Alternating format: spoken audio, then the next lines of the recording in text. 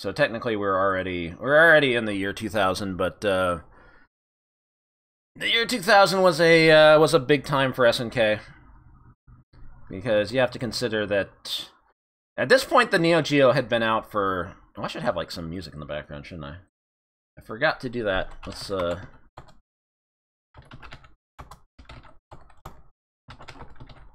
I don't have the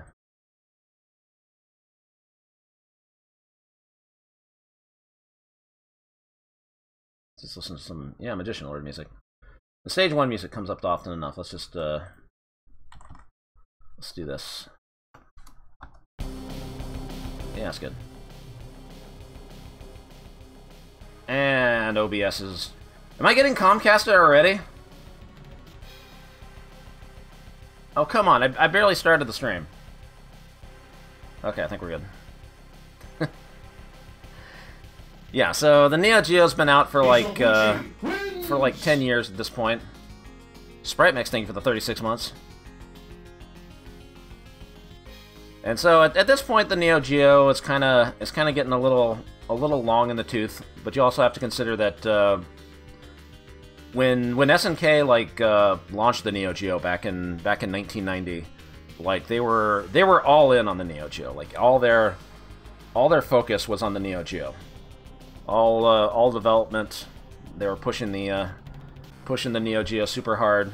They got out of like console development entirely. I think like the last console game they had made was like the NES port of Akari Warriors 3, which is actually a better game than the arcade.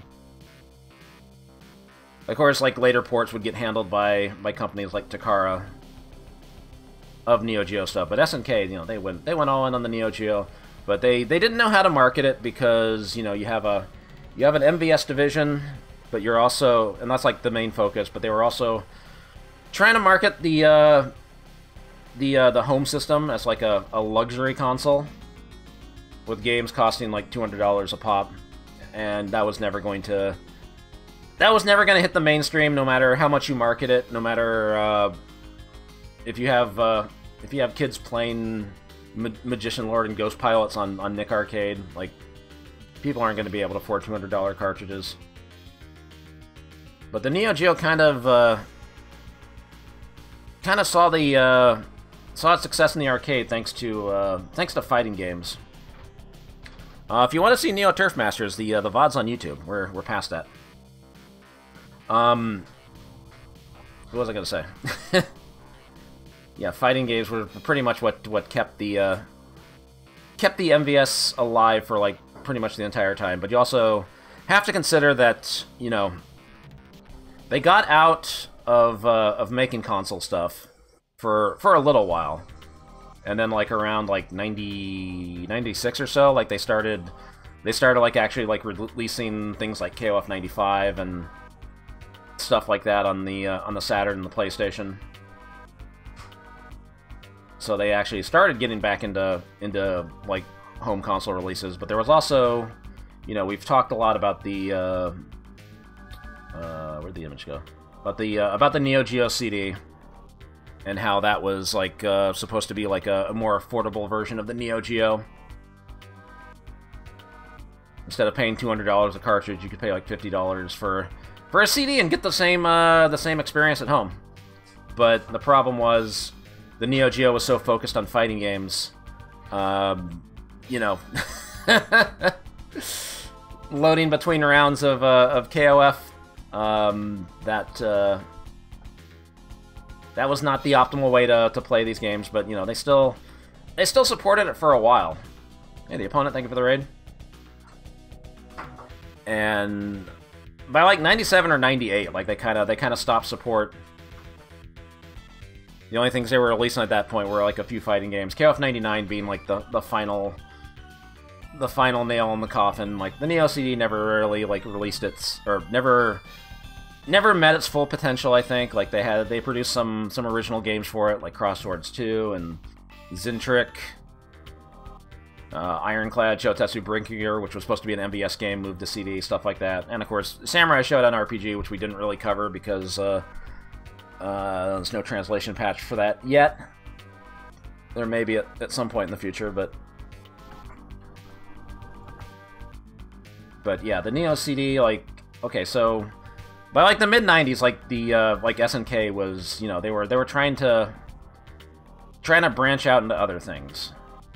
And like one thing they started branching out into was like they started developing new hardware, the Hyper Neo-Geo 64, which made it possible to do games you couldn't do on the Neo-Geo, you know, light gun games like Beast Busters and driving games, I guess, things like that. And you know, they released fighting games too. They released 2 Samurai Showdown 64 games, Fatal Fury Wild Ambition, Buriki 1, which some people really like. I actually came across this, I don't remember if I like posted this, but there was a, we found this at a billiards hall, like back in 2019 of a, that's apparently a Samurai 64 2 in this fucked up cabinet where they, they took a Samurai Showdown 3 marquee and just scrawled in Hyper 64 underneath. But we found that in 2019, and that's like one of the last times like I've seen a Hyper Neo-Geo 64 cabinet. That game, I don't know. The Hyper Neo-Geo 64 was kind of a failure. Like the games didn't really didn't get anywhere near as much distribution because, you know, they were it was much more expensive hardware. Because you have to consider that, I don't know how much like these the kits retailed for, but they had to be like at least a few thousand, right? If it was an original cabinet like Beast Busters or the Road's Edge, you know, those were going to cost way more than an MVS cart. Because Neo-Geo MVS kits, those cost like $1,000 or less. So, you know, you buy. What are you going to buy? You're going to buy a new Samurai Showdown 4 kit for $1,000 and probably make your money back, or invest in the Hyper Neo-Geo 64. And, you know, and so those games didn't really get much distribution. They didn't sell too many of them. So it was kind of a loss for SNK. I don't have enough music in this playlist, by the way. I'll have to find some other stuff.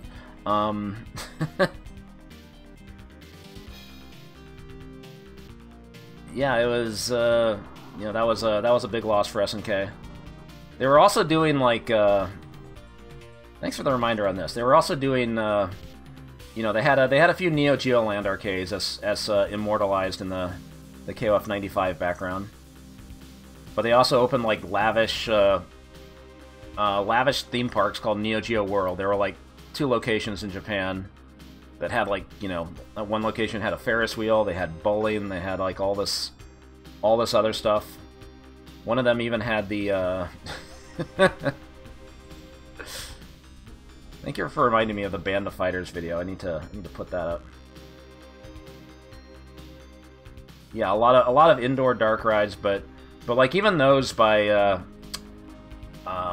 these theme parks, like, they went out of business in, like, 2001. Which, again, we're probably getting a little ahead of ourselves, but...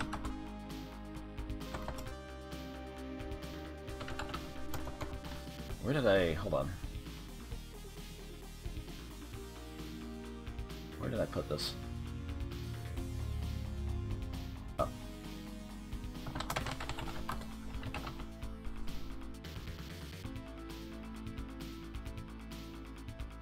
Oh, this isn't gonna show up until I put it on screen, huh? Alright. And yeah, they had the creepy Band of Fighters animatronics, which I think this might be like from before they got moved to Neo Geo World. Hold on, this is probably gonna be like really fucking loud.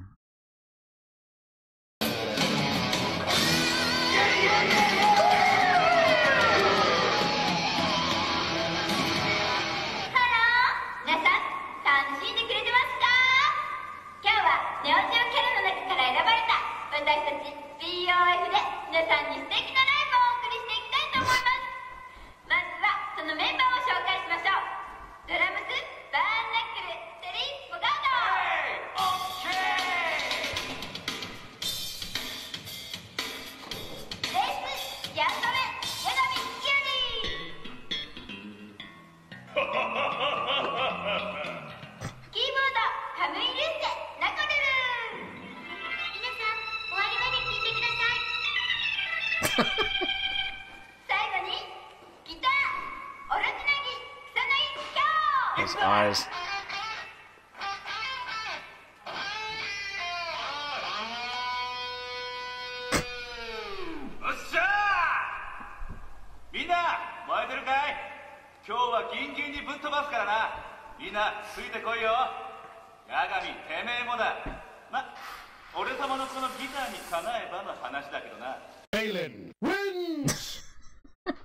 Seminosuke, thank you for the 68 months. So yeah, they had a lot of stuff like that going on, and at some point, like SNK also got like back into like producing games for consoles. Like they made an Athena game for the PlayStation, which was kind of looked like Resident Evil except with like less action and more puzzles, and they made a rhythm game called Cool Cool Tune, etc., etc. And they were people just kind of shrugged.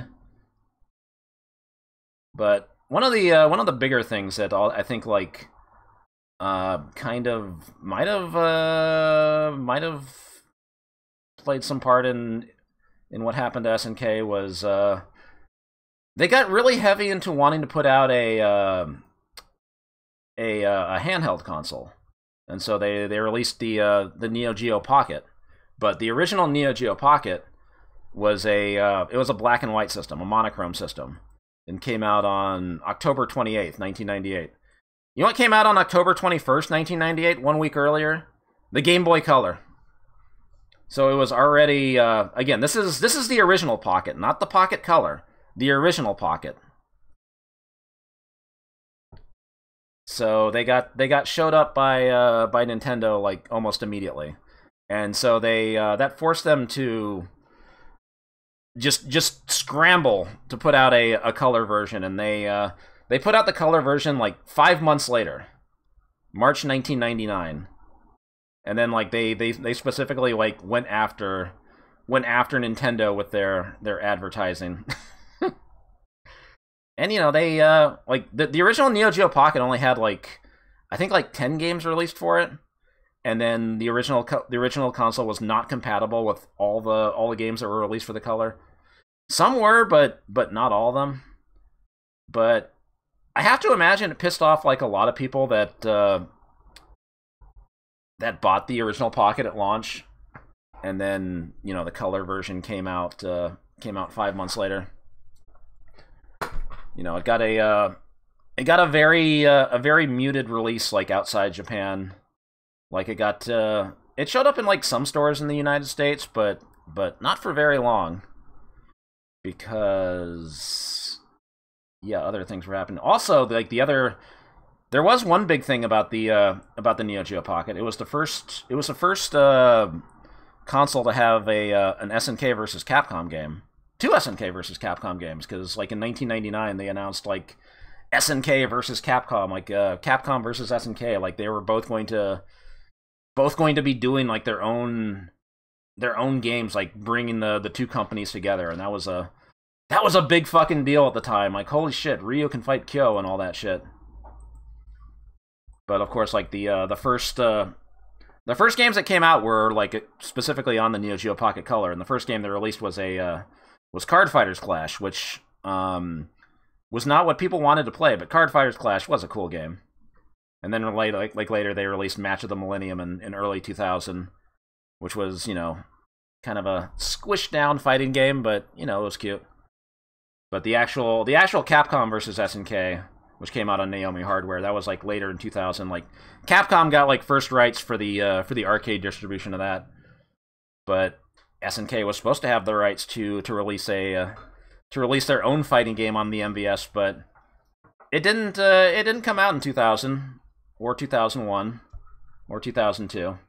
I guess we'll get to that later, because the big thing that happened in 2000 was SNK got bought out in January of 2000 by a company called Aruze, which was primarily involved with pachinko games. every gamer's favorite.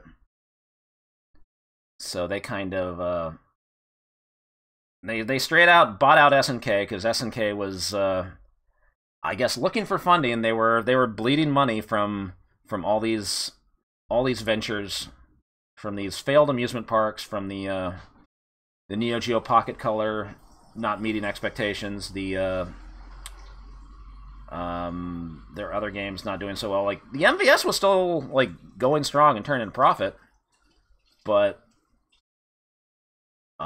they wanted they needed funding, I guess, and Aruze was supposed to you know, like officially give them funding, but like let them use SNK IPs in pachinko games. What actually happened was they ended up auctioning off the rights to games like KOF and Metal Slug to other companies outside SNK, and that's what's going to happen in future streams. And they weren't really supporting the arcade divisions of SNK. And what happened from there was, you know, the developers that were left at SNK, they finished up some things. They finished up a couple of games that we're going to look at tonight. And then after that, they just they saw the writing on the wall, and they just scattered. They went to other companies. The big boss of SNK founded Ikichi Kawasaki. He founded a different company. But I think we'll talk about that next time, because we're getting ahead of ourselves with the whole bankruptcy thing, because we still got a few games in 2000. But before we do the actual the last two games under the, well, I guess there was another game that came out under the SNK label, but the last two games in 2000 that were done by SNK developers, we need to look at one other game first. To be fair, we don't have a